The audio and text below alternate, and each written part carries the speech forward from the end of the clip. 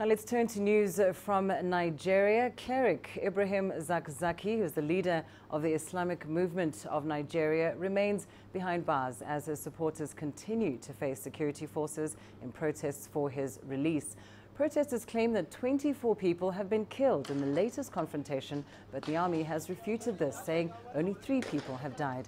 Hundreds of Shi'ite Muslims were stopped from marching into the city center, where most government offices and the presidency is located. They've been accused of attempting to steal ammunition and weapons after the army tried to remove barriers placed on the road. Controversial, Zakzaky has been jailed since 2015 and is usually in constant battle with the government for advocating for an Iranian-style Islamic revolution. On reaching Abia House, the police, they blocked the way. They started shooting tear gas and they used bullets. So many people we are confirmed dead now.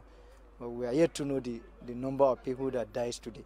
But for yesterday, we have 24 corpses with us right now. And we heard that the army dumped 9 corpses at Asokoro, and they also dumped 3 corpses at Gwagwalada, making 36 corpses.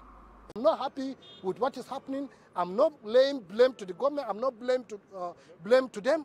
But I know that we must find a very peaceful way of resolving this issue. If it means releasing their leader under house arrest, where we will regulate their, will allow some people to be visiting him, that will even make the government to have more intelligence on these people.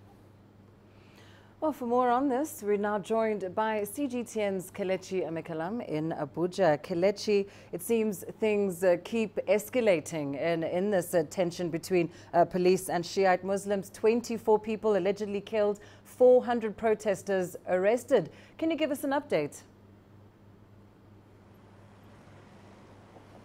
Yeah, the police in its statement said they caught some protesters with some dangerous weapons, including machetes, sticks and stones, as well as 31 bottles of petrol bombs.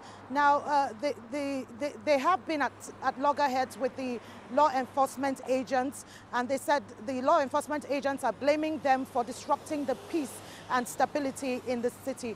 However, the sect is saying that they've been having peaceful protests, and so far they've lost about 40 of their members that were killed by security forces. But security forces insist that that's far less, and they were merely acting on self-defense. And Kelechi, of course, we know that they're calling for an Iranian-style Islamic revolution. Iran seems to be paying attention to what's happening in Abuja and has gone as far as to condemn the recent deaths of protesters, calling for restraint. What's been the government response to this?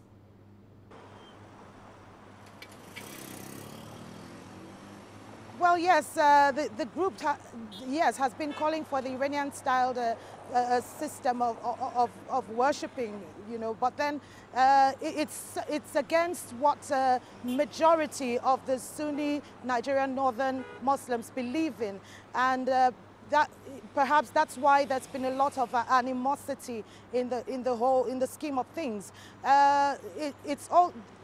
Iran has been calling for, you know, the intervention of the government, indeed, but then the government has said little or nothing about it. Perhaps that's why there's a lot of anger or rage, you know, with the protesters. They've been calling for the release of their leader, Sheikh Zakzaky, but the government is still holding him despite a court order, you know, that's granted him bail. Kelechi Ibrahim, thank you so much for following that story for us, joining us there live from Abuja, Nigeria.